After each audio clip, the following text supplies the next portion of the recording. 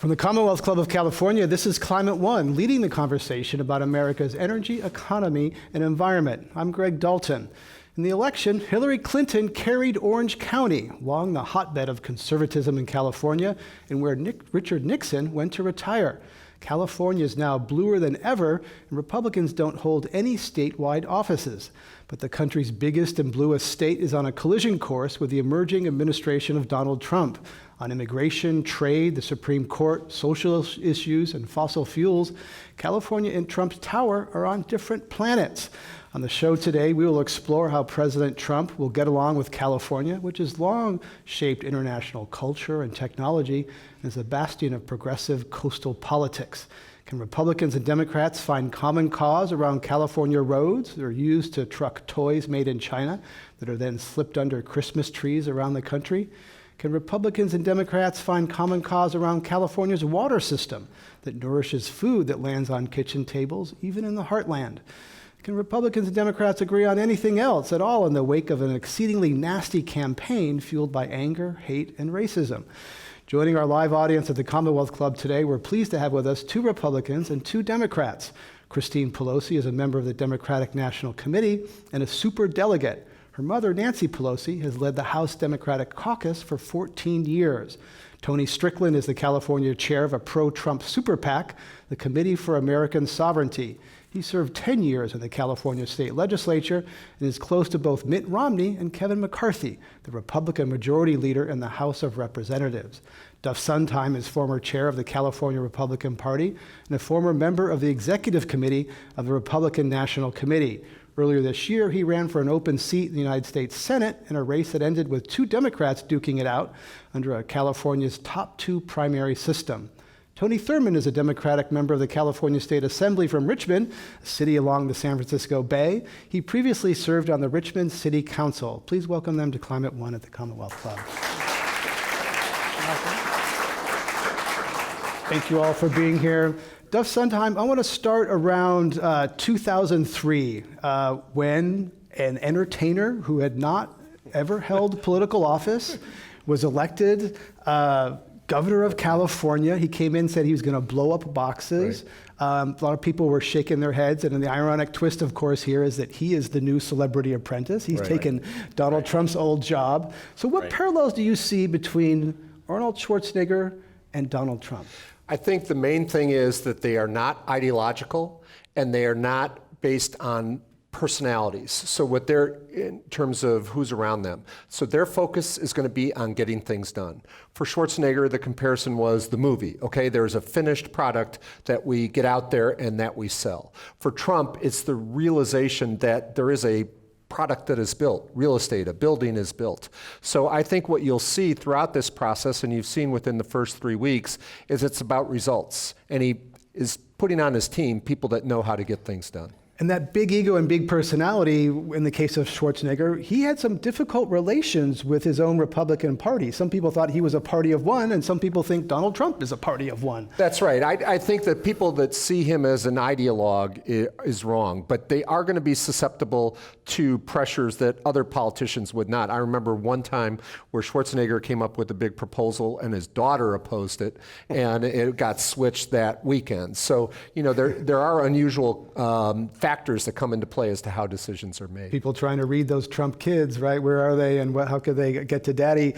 Tony Strickland, is California on a collision course with the Trump administration? No, in fact, quite the opposite. I think you have leaders in the Republican House, Kevin McCarthy being the number two, the majority leader. Jeff Denham is in line to be the transportation infrastructure chair, which Donald Trump has now said that there's ways on common ground on some issues, and some issues there's disagreements. That's what happens in the legislative body.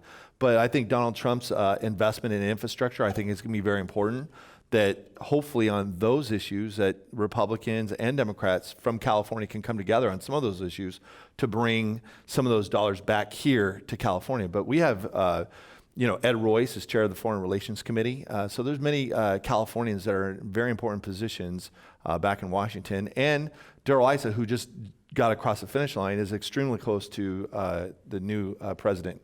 So I think that it is key that what we can do is work together, hopefully as a delegation, not different than Texas. I mean, Texas sticks together a little bit more than we do here in California in terms of fighting for your state. And I think we should do that a little bit more here in the state of California. Long tradition of Californians serving in both Republican and Democratic administrations. Ronald Reagan took lots of Californians, Condi Rice serving George W. Bush. Christine Pelosi, big fight recently in the Democratic caucus. Your mom run again, but 1/3 of the supporters, 1/3 of Democrats said that they wanted someone else. Is there time for fresh new leadership in the Democratic caucus? I think there is fresh new leadership in the Democratic Party, and you see that in the number of people that were appointed or nominated. Yes, my mother, Nancy Pelosi, won overwhelmingly, which was terrific. As she said, day one, she would win by 2/3. She won by 68%. She knows how to count, and so I never bet against her ability to count. And as one of 5 children, I know she can see through a head fake. So, so I can tell you from personal experience, she knows how to do that and build coalitions, some of which will necessarily be transpartisan, and a lot of them come from younger members. Eric Swalwell from closer to your neighborhood, Tony T, is a young member in his 30s, came to Congress with $100,000 in debt. She put him in charge of the future forum so we could talk about that debt, student loan debt, get out of the culture of shame and into the culture of talking about why it is that we have so much crippling student debt and what that means to people's personal economies and deferred dreams. So I think Eric's a strong example, as is Sherry Bustos, a Bulldog from Illinois, who's now on the communications message team, and Matt Cartwright from Scranton, Pennsylvania, where perhaps we could have done a little bit more campaigning last month. So you will see fresh new leadership and a chorus of voices going out and reaching out to the American people. But a lot of the brand name Democrats, from Elizabeth Warren to Chuck Schumer, et cetera, they're all in their 70s. Now, age discrimination is illegal in this country, but a lot of them are much more senior, and there's a question whether they're representing the millennials and the younger people. Is that fair? Well, I think that age is but a number. Look at Bernie Sanders. He's 75 years old, and he was the darling of the millennials and remains to be. So I think I look at Ruth Bader Ginsburg, where people are wearing her notorious RBG T-shirts and waving coffee mugs. So I think we have to be careful when we talk about there's a difference between being old and being stale. So the California Democratic Party, used to be the executive director. The senior caucus head used to have a slogan, "If you're lucky, you'll get old too." So I think we have to be, I think we want to be mindful of bringing all of the voices together, particularly when the first order of business of the new administration is supposedly to repeal Obamacare, throw 20 million Americans off health care, and to voucherize Medicare, which will deeply affect seniors. So if we start to say we can only put young faces out there, that may also say to America's seniors, we don't care about you. So I think you need to have a balance in age, a balance in ideology, a balance in race and gender, and in every way, so that you are a legitimate, authentic national party. And experience, too. Who more importantly, to help us really beat back some of the awful things that we've heard from the president-elect about repealing Obamacare than Ms. Pelosi, who has the experience, who knows how to move within the caucus. We should be focusing on her experience and her ability to help us push back where we can within the Congress. So Tony Thurmond, you're in the state legislature in California. California has a Democratic governor, 2/3 control in both chambers, supermajority. That means they can kind of do what they want. What are California Democrats going to do with that cherished power in Sacramento? Well, let's just say I'm glad I'm in California, right? As we all are. On election night, it was just devastating for everyone. And when they said that the website for people who wanted to move to Canada crashed, I was thinking that was probably just the people in California saying that. We have the ability to push back on, if Trump decides to cut funding for Medi-Cal, we have the ability to shore that up through the budget. And having a 2/3 majority gives us the ability to do that. California has led the way in LGBT rights, protecting women's rights, immigration issues, education, and because of what's happened, we're going to have to continue to lead in all of those areas in California, and having the 2/3 majority will give us the votes that we need to protect everything that we've done to work against climate change, what we've done with SB 350 to make sure that we move away from oil and use more renewables, we're going to need that 2/3 majority to bolster what California can do and hopefully to be a shining example for the rest of our nation. Duff, sometime, what do you see as the areas of agreement mentioned in the introduction, water, infrastructure? Where can Republicans and Democrats agree in this new political landscape? Well, I think those are two of the major areas. But first of all, let me just correct one thing. Throwing 20 million people off of health care is not on the agenda and not what we're trying to do.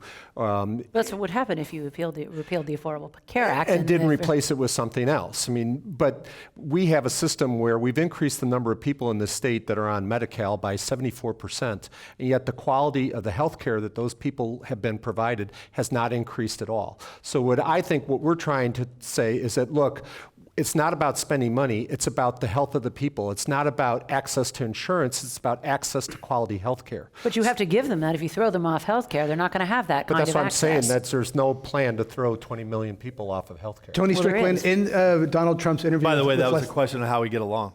That's an example. This is an example. Let's get right to it. Tony Strickland, on 60 Minutes, Donald Trump said he would keep two provisions of Obamacare. Yes. One is the one that people with pre-existing conditions and allowing people to stay on their parents' health care until 26. Repeal and replace has now been replaced with repeal and transition, so they're walking it back a little bit. What is the path on Obamacare? Because it's complicated and it's going to take a... No, it'll take Democratic votes on the replacement side. There's no question. In the conference, you're never going to get all the Republicans to agree, just like you don't get the Democrats to agree 100% on certain issues within their conference. So the repeal among the House and among the Senate is there, but it's the replacement side that, quite frankly, if I was there, I would reach out to as many Democrats as possible to try to bring in a coalition to try to get something done on the replacement side. Exactly with what? Because this is a system that's for-profit, based on for-profit insurance companies. There's a mandate that people don't like. Well, there's two I'll tell you, provisions. there's some Democrats that believe that quote unquote Obamacare doesn't go far enough. They want more of a government-run single payer system. Right. Correct. Yes. So there's different factions within even the Democratic Party on what that looks like. But that's not happening. What's the Republican plan? The Republican plan right now is being drafted. I know Paul Ryan is going through a lot of that, and the new Health and Human Services appointment, Mr. Price, Congressman Price, is going to be at the forefront. They're drafting that right now. But really, there's no final product because, quite frankly, you're not going to have 100% Republican support on the replacement side. And quite frankly, the members of the House and the members of the Senate on the Republican majority side are going to have to reach out to Democrats to get some input. It might be some of the blue dog Democrats to bring them over to see what that final product looks like. Sometime, is it possible that this would be just rebranded and that it would essentially, under the hood, it would be basically the Affordable Care Act, but it would have some Republican ornaments around it, that it would have some of the main elements? Because the Republicans have had years to say what their alternative plan would be. They've voted to repeal Obamacare, dozens of times in the House, and yet they aren't able yet to say what they're going to replace it with, because I think the replacement might be a lot like what they're replacing. Well, the conference football college championships are this weekend, and you can turn on any sports show and you'll get these prognostications as to what's going to happen this weekend, and nobody knows. You don't know. Okay. So we have a situation where we have a new head of Health and Human Services, Price, that Tony mentioned, who has his own plan that he has in writing. Now, how much of that gets adopted by the administration, we don't know. And then, like when we had Obamacare in the first place, there was a certain set of ideas that Daschle came up with, and most of those ended up not being part of the legislation. So even though you may go in with an idea of where you're going to take the program, once you get into those hearings, and as Tony mentioned, you get those votes, it's a by design, process that will involve a lot of people. And Tony and I may end up agreeing with a lot of what's there, and we may be arguing that some of the things need to be changed. But it's going to be a healthy discussion, and it's a top priority for this administration. But isn't it dangerous to repeal something when you don't know what the plan is for what you're putting in place? Well, right, but nobody's saying that they're going to do that. I mean, if you, President-elect Trump said on 60 Minutes is that we're not going to just repeal it without something to go to. So that's what the baseline is that Plus, we're going to have something there'll be in legislation. place all the time. You're not going to find 20 million people without any place to There'll get be their health care. legislation that is like a continuing resolution as they're drafting this document to make sure that there's a smooth transition between the repeal and the replace. Right. Christine Pelosi, on infrastructure, that's someplace, unions would like a lot of those jobs. The investment is infrastructure. We all know there's crumbling roads and bridges in this country, terrible third world infrastructure in some places. Is that an area where Democrats and Republicans can agree? Well, let me take this to the issue of the American worker, because a lot of people talked about whether there was or there wasn't an economic message that came out or that was heard through the clutter of the other elements of the campaign. Interestingly enough, I saw Hillary Clinton here in San Francisco, and there was a crowd of 5,000 people who gave her a standing ovation when she said, "We're going to fix the electric grid." And I thought, that's because we're in San Francisco, but we're giving that a standing ovation. So yes, there is absolutely a need for jobs and absolutely need jobs and infrastructure. But we have to start with talking to the workers about the work that they do and what they need. So if by infrastructure we mean we're going to have a jobs plan that puts money in the pockets of workers, then yes, we can agree with that. But if by infrastructure plan you mean a tax credit for people who already had projects in the pipeline, that's not going to succeed because Democrats won't support it, and a fair number of Republicans won't either. I was interested by the title, Tony S., of your American Sovereignty PAC, because I want to take this to trade for a minute. And the issue is, most of us who oppose TPP and will forever lament the fact that the final year of Obama's presidency was based on Democrats, majority of whom did not support TPP. And some people were on one side and another side on that issue. Yes, having to then go out and tell American workers, we're putting you first, but our president's signature issue is something we don't like either because we don't think it involved you. I think you have to start with the workers. And that was our argument against TPP, the Trade Promotion Authority argument first, which is why are you having an agreement that does not protect American workers, health and safety standards, and climate standards that we fight so hard for here in California and here in the country? Why are we giving up our sovereignty, if you will, on those issues? So I think that when it comes to infrastructure, when it comes to trade, when it comes to jobs, you have to start with the workers. On infrastructure, it's pretty simple. The American Society of Engineers has a list. They have a list where they've graded everything, A to F. One of the Fs, by the way, was Doyle Drive. Before the Reinvestment and Recovery Act put the money in. Now it's a beautiful entree. It was like the third worst in the country. So I do think that there's a way to get along, but you have to start with talking to the workers and filling the need. And if people don't immediately see shovel-ready jobs, that's going to fall apart. And I think the voters will rightly turn on Democrats and Republicans if we don't insist on jobs. If you're just joining us, so we're talking about infrastructure and the Trump administration and climate change. I'm Greg Dalton. My guests are, you just heard from Christine Pelosi, a Democratic strategist. We also have Duff Suntime, former chairman of the California Republican Party, Tony Strickland, chair of California chair of a pro-Trump super PAC, and Tony Thurmond, a member of the California legislature. I'd like to ask Tony Strickland on infrastructure. Is this going to be new money into infrastructure, and how's that going to happen without busting the budget? Well, I think you'll see a few different things. It'll be some new money, and there has to be offsets, obviously, in terms of new money. Clearly, Donald Trump has built things his entire life. He looks at where we are in crumbling infrastructure, and he wants to invest in the crumbling infrastructure. And on top of that, you'll have public-private partnerships in a lot of these areas. There isn't enough federal money to fix how far behind we are in terms of infrastructure. So he'll invest some public money into it, but he'll also be innovative and come up with public-private partnerships. And quite frankly, on some of the trade issues, that's where Donald Trump will agree a lot with some of the Democrats that maybe some of the Republicans won't be there. You're never going to agree with someone 100% of the time. And there will be policies that Donald Trump has that many of the members of the Republican Congress may not support as much as others. Just with respect to the infrastructure, I agree with Tony 100%, but there are also other sources of funding.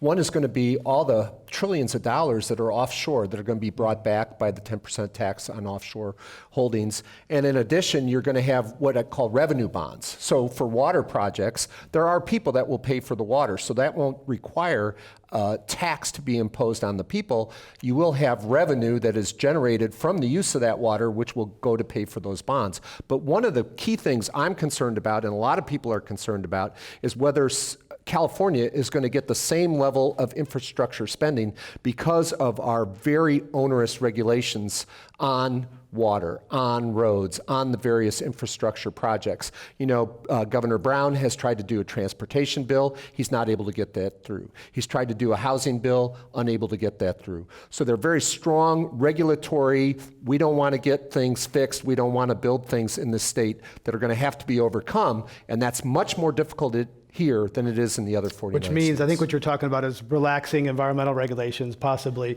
So I want to go to, a while back I interviewed former Secretary of State George Shultz, who served as Secretary of Treasury under President Nixon, and also Secretary of State under Ronald Reagan. Here's Secretary Shultz. So I had a hand in creating the EPA, and I've watched it over the years. And it seems to me it has proven itself as a very useful nag to keep after us. And we have better, cleaner air, cleaner water. You would much rather breathe the air in any American city than breathe it in Beijing. Thank you, EPA. So that's George Shultz, former Secretary of Treasury under President Nixon and a cabinet member of President Reagan. Duff Suntime, thank you, EPA, but EPA is in the crosshairs of this new administration. Well, we don't know how that's going to play out, but Secretary Shultz is one of my mentors, and one of the things, he did the Montreal Protocol, which was critical for fluorocarbons. He's done a lot in terms of providing for a cleaner water and cleaner air, but he has been very critical of the degree of regulation versus innovation. So the question is, what can be done by private industry in terms of developing new technologies to address these issues, and what is the role of regulation? Clearly, he and I both favor regulation, but the question is the balance between providing for the innovation versus the regulation which prohibits the activity. Tony Thurmond, your district has one of the biggest greenhouse gas emitters of pollution in California, the Richmond refinery, the Chevron refinery. How concerned are you about relaxing environmental standards, which affects the air that your people breathe? Well, I'm very concerned about it. And it's disturbing that anyone would question the true science behind climate change. And even if you don't believe the science, you just have to pay attention to what we're seeing all around us. And we see flooding. We know that we're going to face sea level rise. We know that there are huge challenges. And for someone who has lived minutes away from a refinery, I've watched that refinery when it had a fire. I'm aware of the kind of danger that exists. There are children in my district who have some of the highest rates of hospitalization for asthma related to particulate matter in the air. And we cannot deny that there is a physical cost to not acting. And I'm so proud of what we've done to reduce greenhouse gas emissions in this state. And I think California can continue to lead in those areas. We monitor methane. We're doing more. And it is a misnomer that that restrictions are strangling economic development in the state. As a council member, I helped to start a job training program that focuses on solar panel installation in a construction job training program. We're seeing some of the fastest growth around renewable energy and clean tech opportunities. And I always say it, we all want jobs, but we don't have to have jobs that are gonna kill us. And in California, we need to continue to promote the opportunity for clean tech and green tech jobs. And some things were said about our infrastructure that is crumbling. California, I believe that this is the year that we're going to see something get done for our infrastructure and for our roads. But we've got to have a real serious conversation. The California state budget cannot handle the kind of costs that we need to take care of our roads without having a conversation about a possible increase in the gas tax and generating $8 or $9 billion to work on the crumbling roads that are in Democratic and Republican areas. And so California is leading in infrastructure, and we should continue to protect around these climate change issues. Tony Strickland, there are more Americans now who work in the solar industry than extracting fossil fuels. So as a Republican, do you see promise in green tech, or is it just hype? Absolutely. I voted for the renewable energy standard when I was a legislator in Sacramento. I do believe that we are transitioning into a more green technology. I believe that private enterprise has invested a lot of money along with public into newer technologies. But I also think that government and sometimes creates regulations where the technology doesn't exist. One of the things that CARB, the California Air Resources Board, tried to pass for these crane operators that were in my district in Santa Barbara, they went to the hearing. They say, look, what you're asking for us to do as a government, saying that we have to meet these regulations, that technology doesn't exist. And the answer was, well, if we have these regulations, then someone will make it.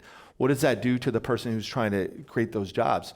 Those cranes that cost $7 to $8 million for those operators had to do a garage sale and send them over to Nevada. I believe there's a responsible way of doing it, and I also believe that we can work public and private together. I do believe in the renewable energy standard. I do believe that we can transition California into more of a renewable energy technology, and that can be the model for the rest of the country. But to say that we're going to just flip it around in such a short time isn't sensible. It won't happen. We are making strides. There's no question we're making strides, and we can be the model for the rest of the country. Tony Strickland is a California chair of the pro-Trump Super PAC Committee for American Sovereignty. I'm Greg Dalton. This is Climate One. A while back, I interviewed Marvin Odom. He's the president of Shell Oil Company, one of the largest oil companies in the world. And here's what he had to say about climate change. It's very clear for us as a company, and that is that climate change is real, that humans have an enormous impact on that, and that it requires some sort of action going forward. So we see it as a big enough issue and a big enough risk to where we need that sort of global framework to then drive this market to somewhere different than it's headed right now. So that's Marvin Odom, president of Shell Oil Company. I want to roll another clip. This is former CEO of Goldman Sachs, Hank Paulson, Secretary of the Treasury under George W. Bush. Climate change poses a massive threat to the world. It's a huge economic risk, and like any other major economic risk, and I think this is the biggest economic risk the planet faces, climate change deserves to be understood and managed as the risk that it is. Duff Sondheim, that's the former CEO of Goldman Sachs, head of an oil company, saying things that very few Republicans will say in America right now. Why is the Republican Party out of step with pillars of its support, Wall Street and energy companies? Well, I can't speak for other Republicans. I mean, I agree with him. I agree with Steve Schmidt. I agree with Secretary Schultz. It's a major problem, and we need to move forward. And you have two Republicans on the stage that agree with that statement. So we are, within our party, just as Tony mentioned, there are differences within the Democratic Party. We're fighting very hard to have those issues addressed. I think the major difference that we have with the two people on this stage is what is the balance. So I was in meetings with Governor Schwarzenegger where the leading energy producers would come in and they'd say, Governor, we're glad to do this or glad to do this, but we're told if we do this, we're going to be sued. And we're told at the same time by this other agency, if we don't do this, we're going to be sued. So just tell us what we need to do. And that's the type of regulation that we're talking about, is just common sense regulation that addresses this issue, because that's the balance we're trying to strike. And Tony and I have been working hard to find that balance, because we do need cleaner air, we do need cleaner water, but at the same time we also have to understand that there's an economic earthquake in this state. We've seen the greatest accumulation of wealth in the history of civilization. But on the other side of that fault line, there are 8.9 Californians living in poverty. There are more people living in poverty than there are people in 39 of the 50 states. So we just want to make sure as we make this transition, we take into account all those people that are being left out of the American dream. Tony Thurmond, is California's green push hurting poor people, working class people? Absolutely not. The jobs in the clean tech sector pay much better than any of the low-paying jobs that often have been offered. And, of course, there is some restriction, but we also have a system like cap and trade that says, look, you can either reduce your greenhouse gas emissions or you provide money that's going to help offset the impacts to those communities that are negatively impacted environmentally. And so there are opportunities to work with the business community. I authored a bill that was signed by the governor that puts higher fees on companies that have oil and gas leaks. We invited the industry to be at the table and have conversations. So when businesses are responsible and willing to work with us, we can do that. We want to support California businesses, but when they're doing the right thing. And too often, the argument from some Republicans and some business leaders is, we know it's the right thing to do, but it just costs too much money. Well, we're saying, what's the cost to not act? And so we're happy to have those conversations. We want to support California business, but we cannot put our head in the sand and say that climate change is not real, or because it costs too much to address it, we're not going to do anything. Michael Bloomberg and others, Hank Paulson did a whole project on the cost of inaction. There's often the cost, well, we can't do something because it'll cost too much, or there's a cost of doing nothing. We're talking about climate change and the new administration at Climate One. I'm Greg Dalton.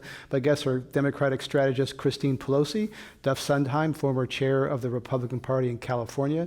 Tony Strickland is a former member of the California State Legislature and chair of a pro-Trump super PAC. And Tony Thurmond, you just heard from, is a member of the California State Legislature.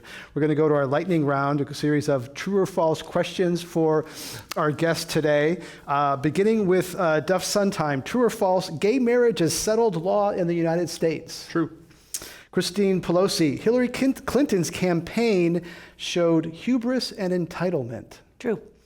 Tony Strickland, Joe Biden would have beaten Donald Trump in a landslide. True. Tony Thurmond, Ku Klux Klan support for Donald Trump is deeply troubling. True.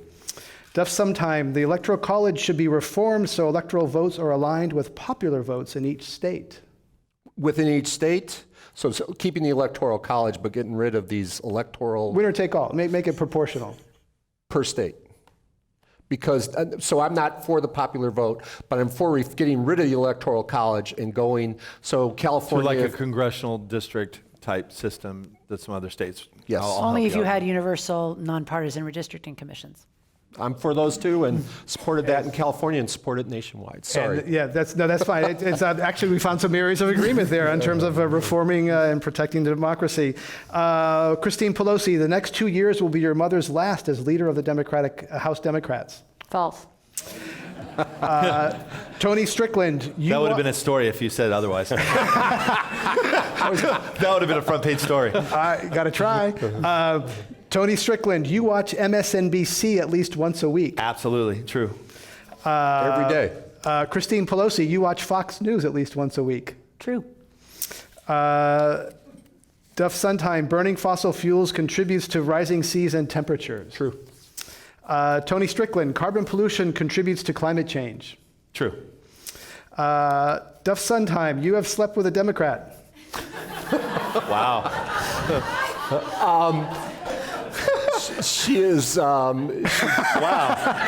Just say true. she does not indicate she's an independent voter. Fair background here. You worked with Arnold Schwarzenegger, who used to often talk about how he did that.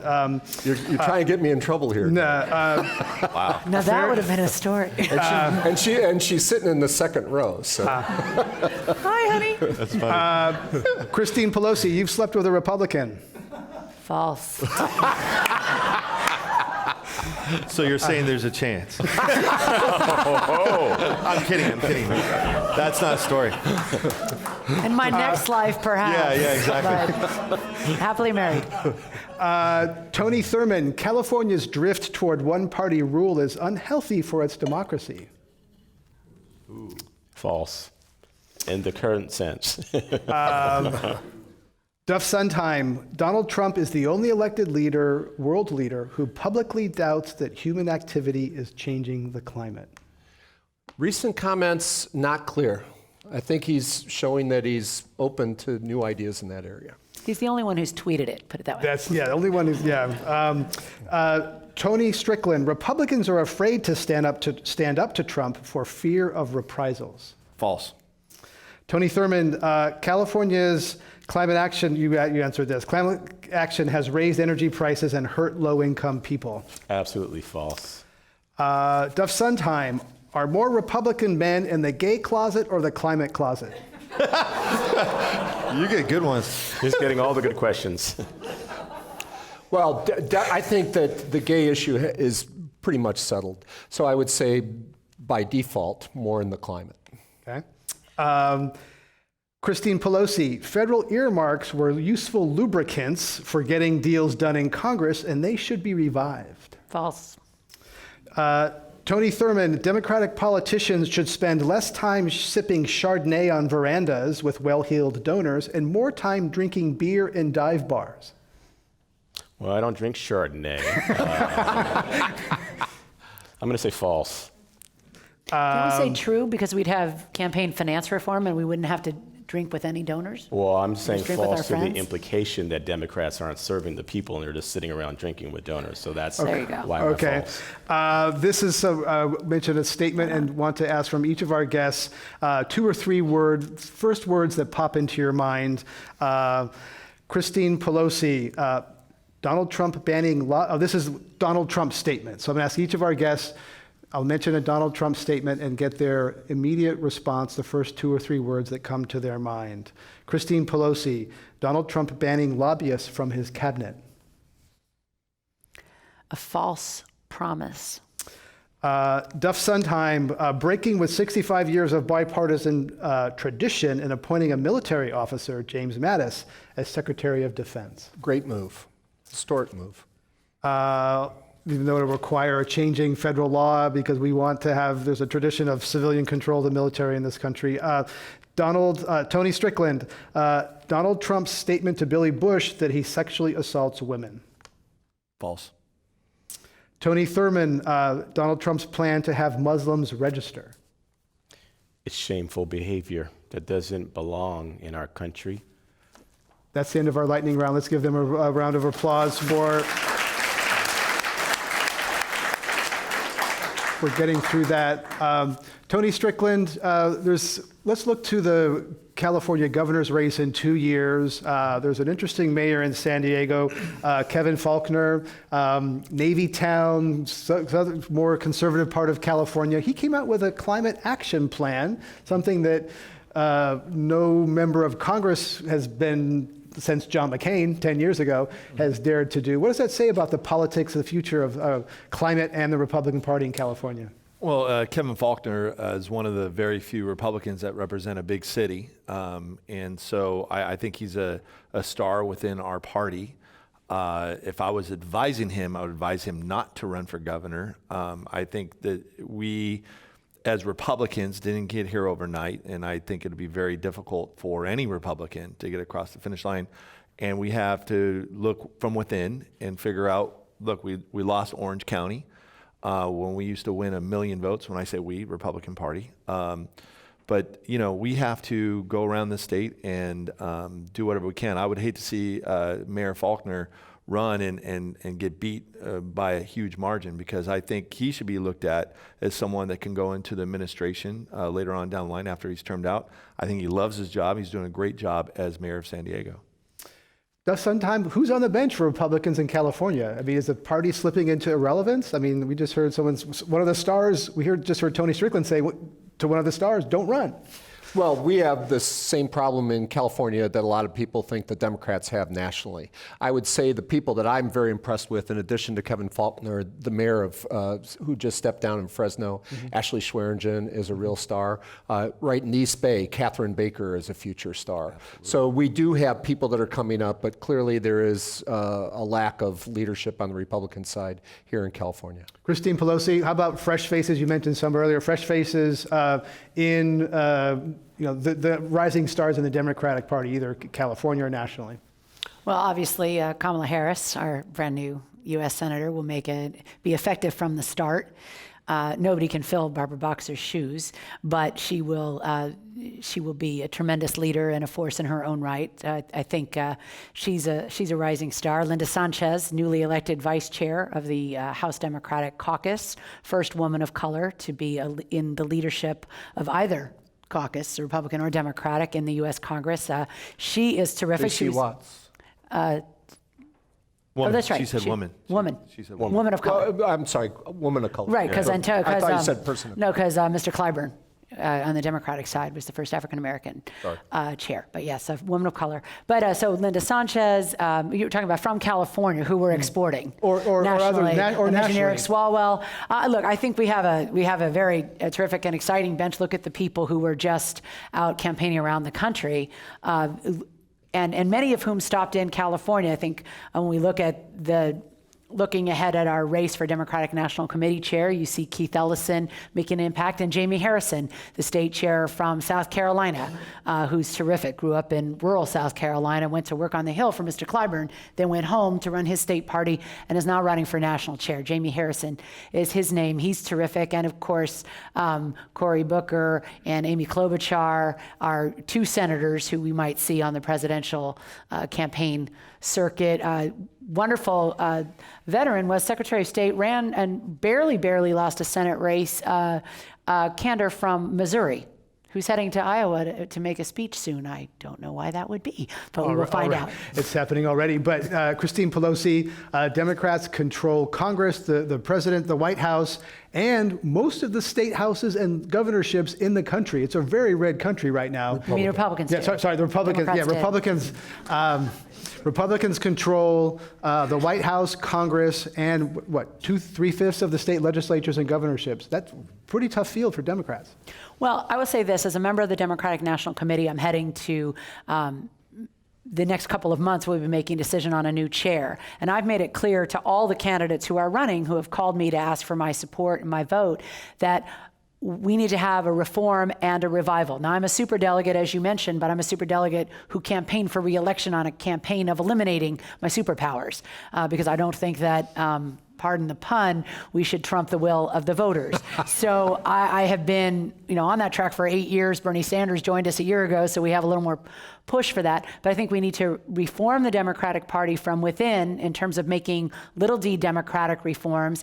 And I've done campaign boot camps in 41 states around the country over 10 years. So I've been part of building the bench, but we need to commit to doing more of that. And when it comes to the money, part of the reason I think Democrats are losing races is that our party used to be the convener. When I was a young Democrat and running the state party as the executive director, we were the convener, and everybody came to the party. Now, post Citizens United, but it started before that, the Democratic Party and the Republican Party per se, they do a little bit, but it's mostly the super PACs who have the most influence. And so if you want to restore the Democratic Party, and the Republican Party for that matter, I think what you really need is to overturn Citizens United. You need to kick out the super PACs and say, we're going to start with members of the party, build those people up, and then we'll go out and build coalitions.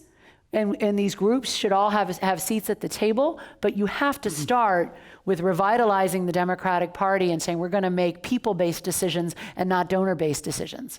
I agree with everything. I agree with everything you said.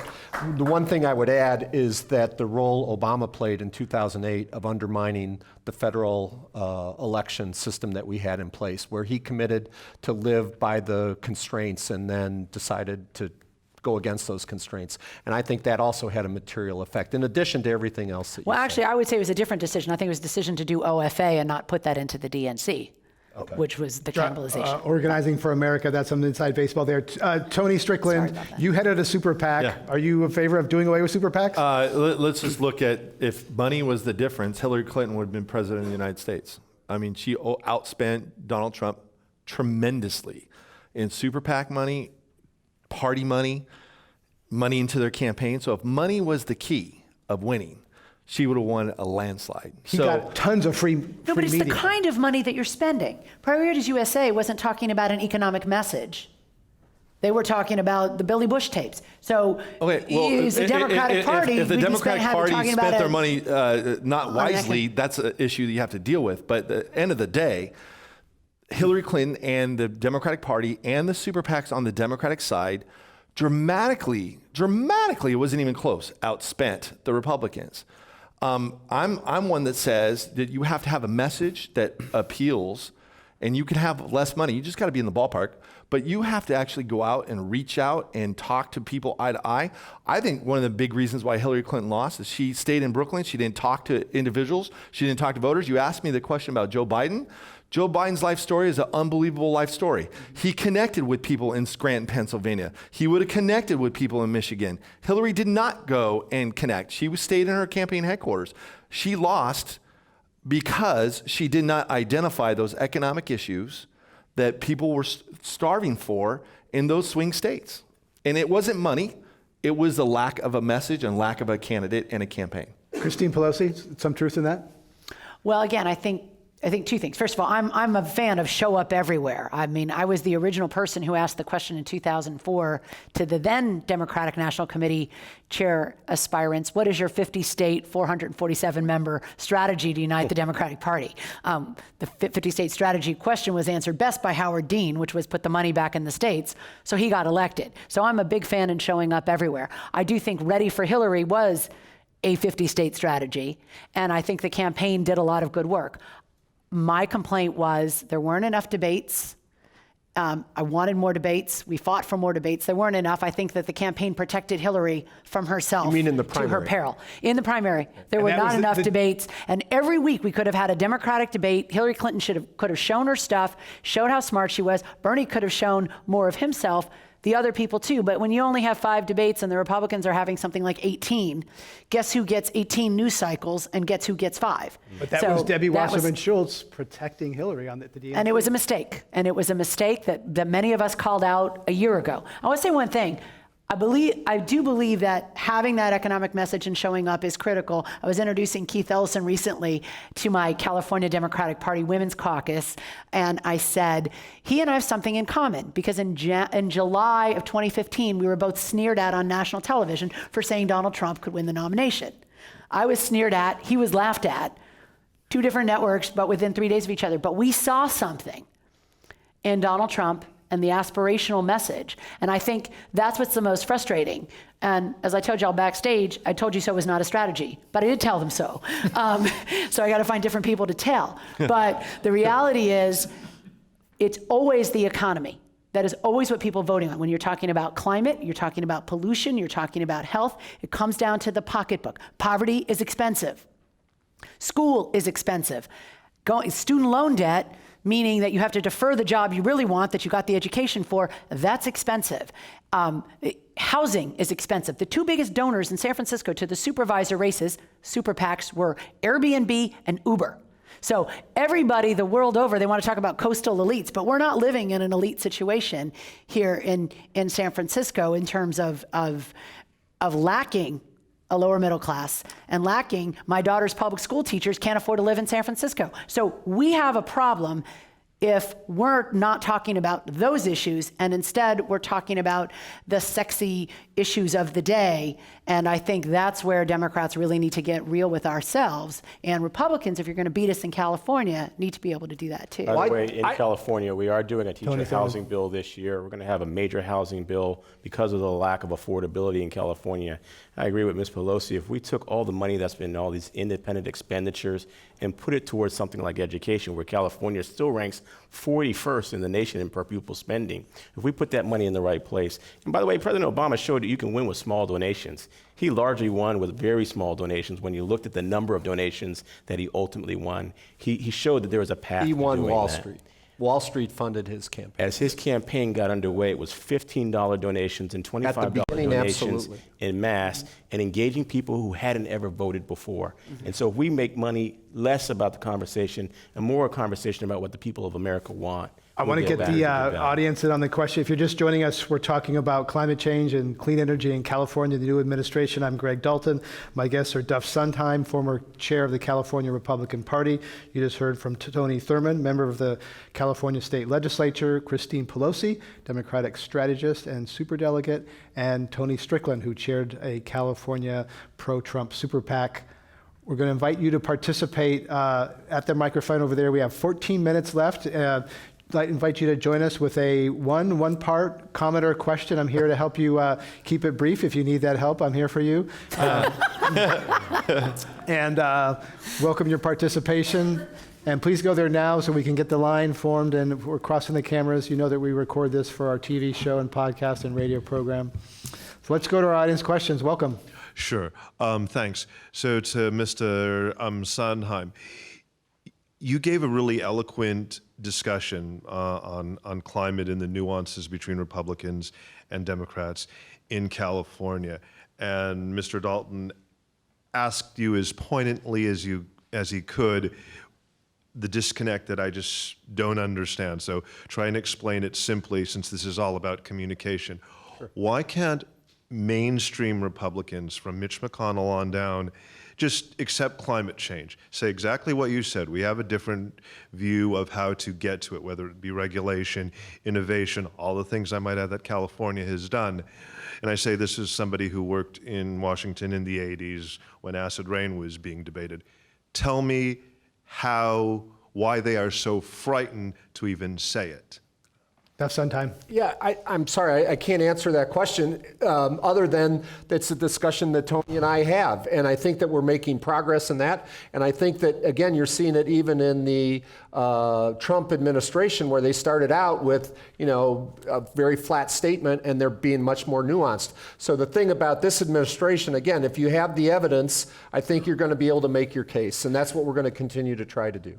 Christine Pelosi, some people say that the answer to that question is partly money, fossil fuel funding. California Democrats recently said they're not going to take money from fossil fuel companies. Is that going to hurt?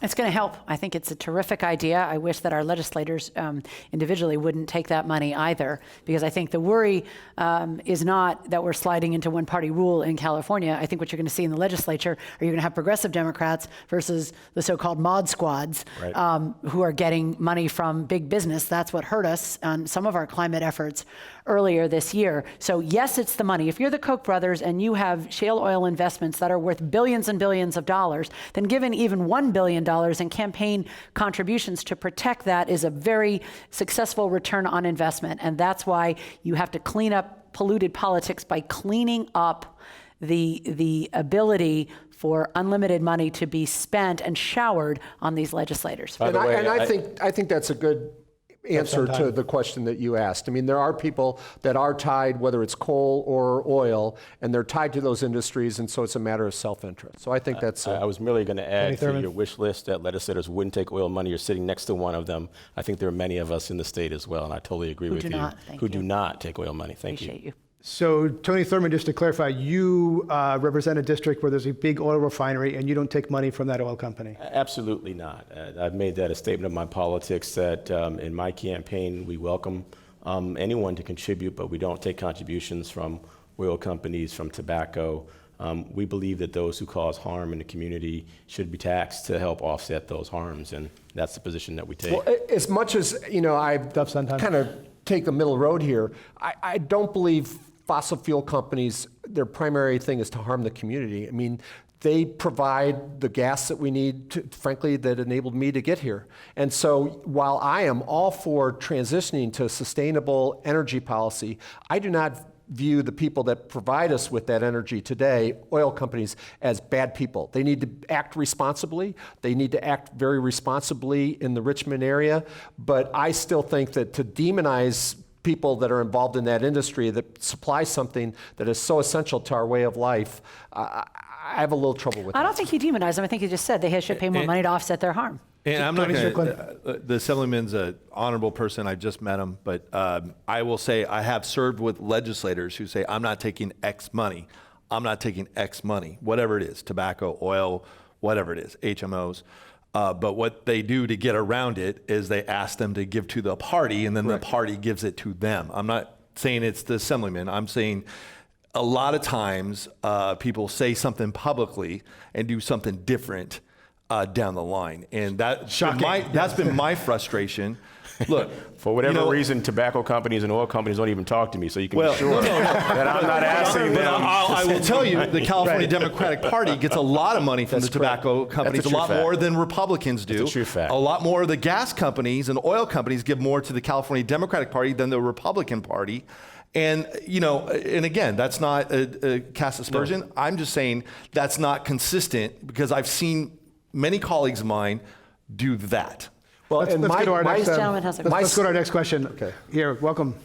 Hi, Richard Winger. If you look at the California Secretary of State election returns tonight, it's now showing 2 million people turned out to vote, voted for president, did not vote for U.S. Senate. I feel that giving so few candidates on the general election ballot is a harm to the voters.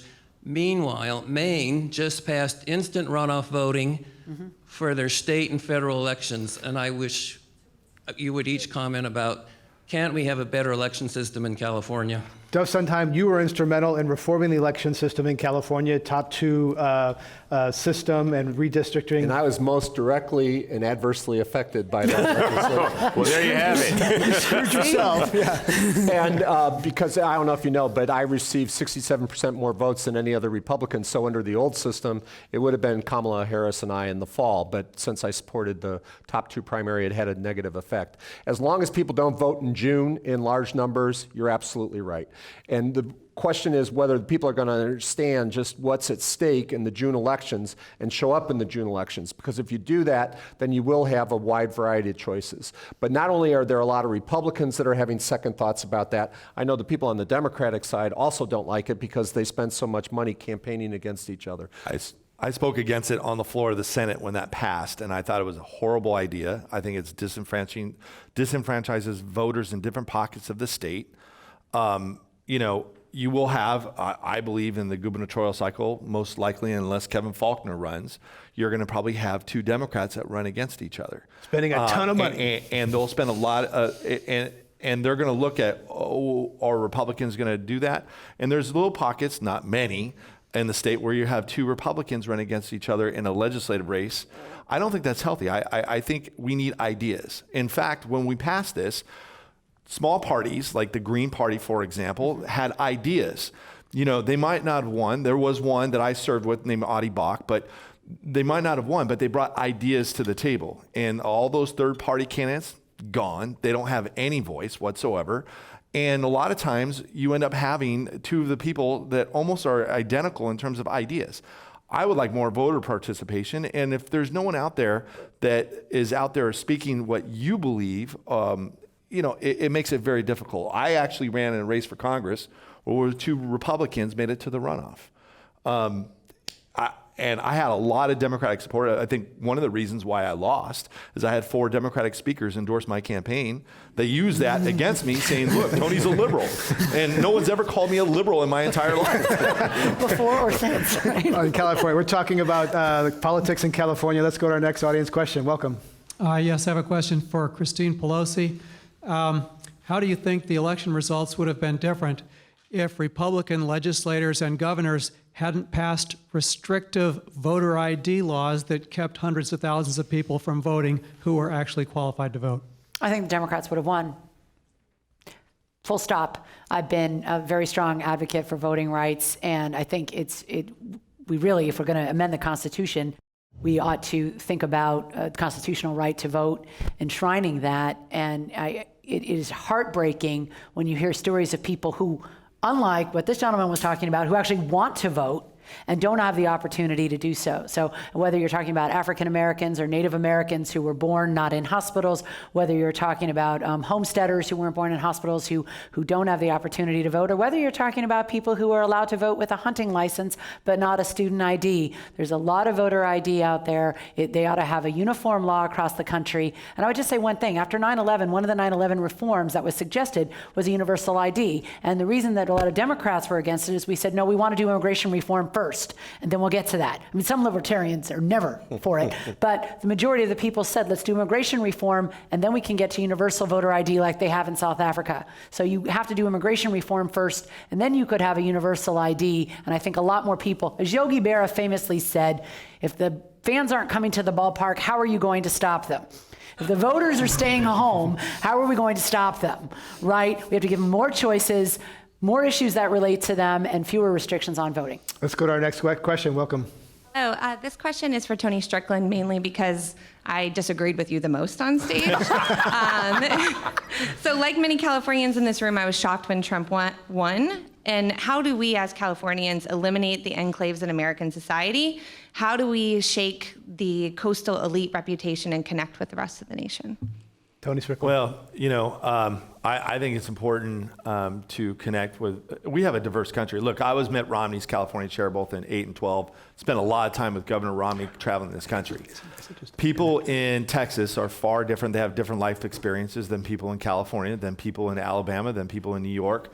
The greatness of this country is we are diverse. But you have to understand that you have to have a candidate that can fit anywhere else. And let me talk to you what I mean. In my lifetime, I think the two best elected presidents that fit that mold are Bill Clinton and Ronald Reagan. Let me give you an example.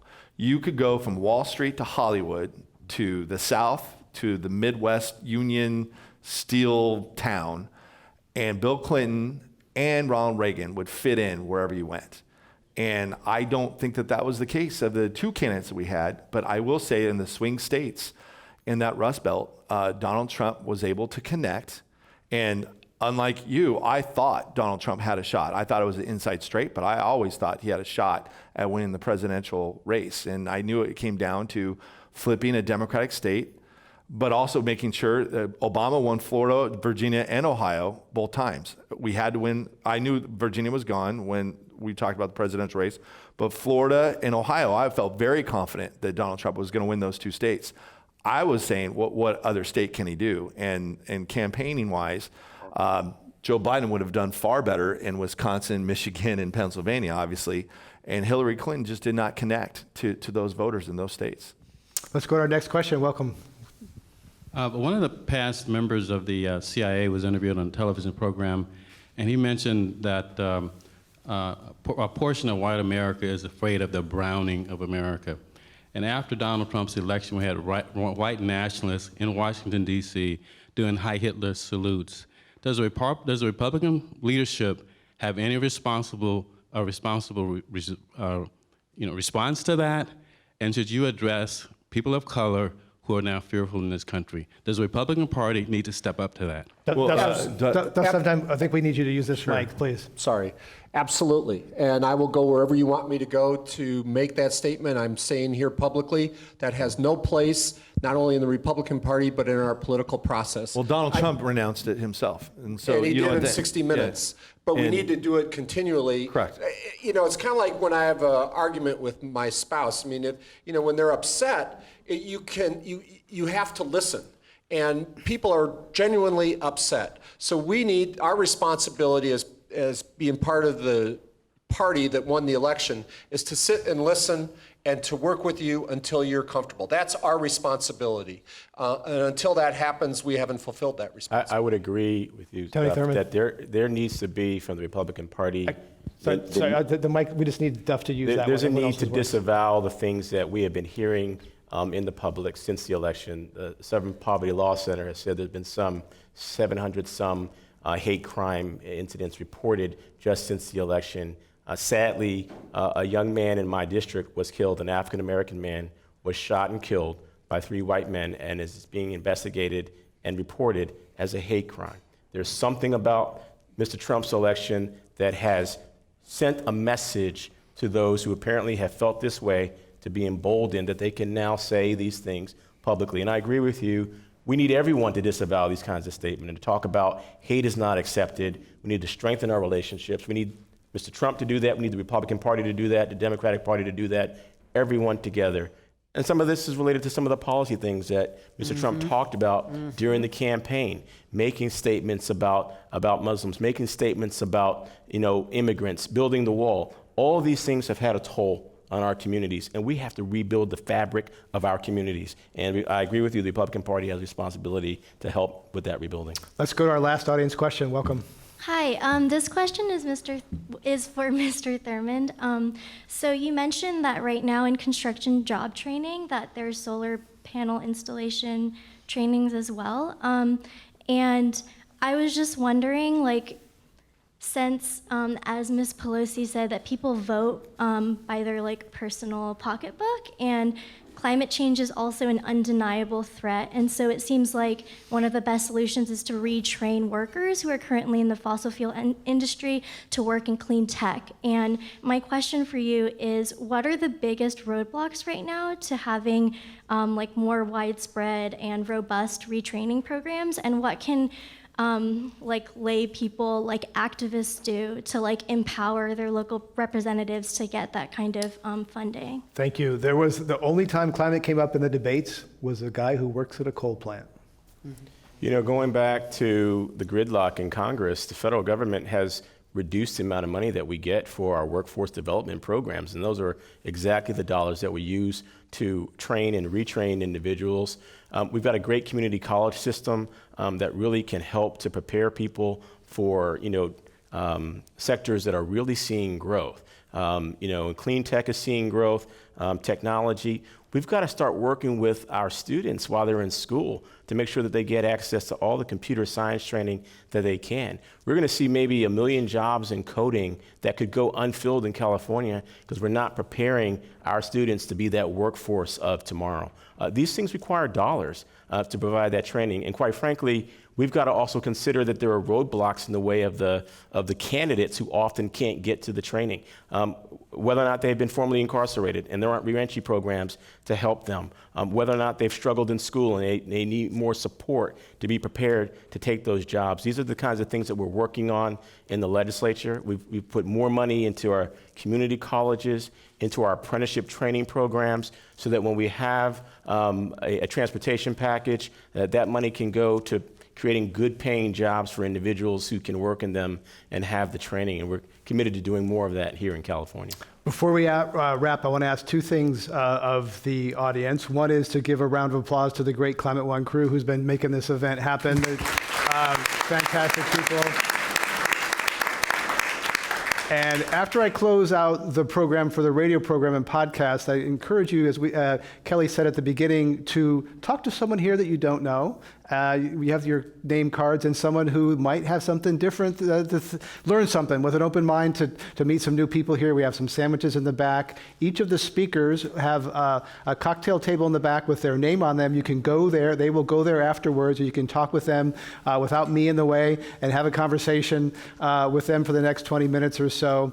So we have to end it there. We've been talking about clean energy and California, the new political administration. I'm Greg Dalton. My guests have been Duff Sondheim, former chairman of the California GOP, Tony Strickland, California chair of a pro-Trump super PAC, the Committee for American Sovereignty, Tony Thurmond, California legislator, Democratic from the San Francisco Bay Area, and Christine Pelosi, Democratic strategist. I'd like to thank our audience here at the Commonwealth Club and those listening online and on air. You can join the conversation on Twitter using our handle @ClimateOne at the Commonwealth Club. So I'd like to thank you all and thank our guests today for joining us.